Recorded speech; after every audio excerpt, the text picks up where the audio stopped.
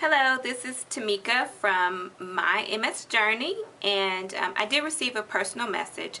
I'm in LA for the weekend just for a little rest and relaxation, but I saw this question or this message that has a couple questions, and I felt as though it warranted a video response, just in case anybody else has the same questions. So the first question is, my first question is about spinal taps and lumbar punctures. It's the same thing. They either call it a spinal tap or a lumbar puncture. How were you after? Did you get the headache that people talk about? So that headache is called a spinal headache, and yes, I did. When we were first trying to determine whether or not I had MS, I had some real MS symptoms, and we needed to do some further testing. So one of the things that we needed to do was a spinal tap or a lumbar puncture. My neurologist sort of delayed that process for maybe a good 3 weeks or so while we were ruling out everything else. So I had lots of blood tests done, lots of things were checked, and as we were in the process of ruling those things out, we were sort of waiting and knowing that at some point the spinal tap would come. But since I have trigeminal neuralgia and I'm prone to headaches, and when I get a headache it is very hard for it to go away, my neurologist wanted to delay the spinal tap as long as possible. But I think at some point, as my symptoms started developing and it was going from my right leg to my left leg and it was getting really impossible for me to walk, we came to the conclusion that yeah, I need to go ahead and do the spinal tap. So as I went to his office, and this was on a Tuesday morning, and I had to make sure that I had somebody drive me. In the past, I understand that when you would have a spinal tap, you would have to stay in the hospital or doctor's office for a good 4 or 6 hours for them to observe you, make sure you didn't move around too much so that fluid wouldn't leak from the hole. But my neurologist assured me that lots of studies determine that once you get it done, you can wait in the office for about 20 minutes or so and then go home, make sure you get lots of rest, and stay laying down as much as possible that day that you get the lumbar puncture. So that was the plan for me. So I went into the neurologist's office, the doctor's office, and you know, the typical bed that you would lay down on if they are examining you. I sat on that sort of facing the wall. He was behind me in a chair. You sign your life away, of course, you know, before this procedure is done. This is something that you're assuming possible risks. They talk about the potential risks associated with it. You sign away, and then you get going. The first sort of puncture that I felt was a needle that is going to numb the area. And then after that, you actually have the larger needle that goes in. And before all of this happens, there's a lot of probing to make sure that they're going in the right spot. So there's lots of pressing against your spine. There was some pressing on my right hip, and there was some, you know, I felt his fingers sort of lining up, and I think he used a pin to mark the right spot. So once we did all that, then we did the numbing, and then we actually started the procedure.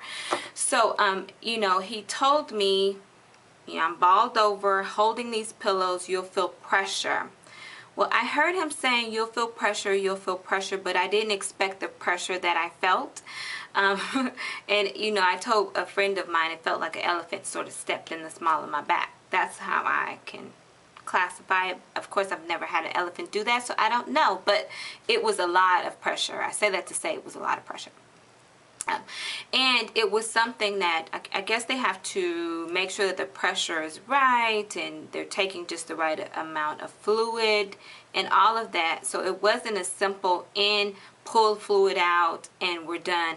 It sort of took a little while to get the fluid, and they measure it and all of that. So we did that. And then I had to lay back for about 20 minutes, and then when it was time to get up, I he looked at me, and I don't know, maybe my eyes were doing something weird and I was a little unsteady. So I had to do another, lay down for maybe another 20 minutes or so until everything was balanced. So what they're doing is, the spinal fluid is just filtered blood that they're removing from your spinal column. And it looks just like clear water. There's no color. There was no coloring in mine or anything like that. It was just clear, just like water. So now, your question, that's just a little background about what my spinal tap experience was like. I went home, laid down. I actually have another YouTube channel. I remember making a video that day. And I felt pretty good that evening. This happened in the morning. The evening, I felt good. This was a Tuesday. Wednesday morning, I got an awful headache. Now, my neurologist said to me, if you get a headache, call and we'll do a blood patch. So the blood patch is, and the way that he explained it was, we'll go in your arm, take some blood out, and then inject it back into your spinal column, and that provides some balance.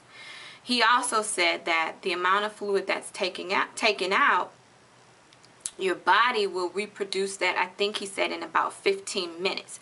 So things ideally should be okay. But should you get a headache, should they not be okay, and your body is a little thrown off, because again, our bodies are made so well, and to have something removed that's supposed to be there could sometimes throw you off. So, and that's what happened. Ended up with a headache.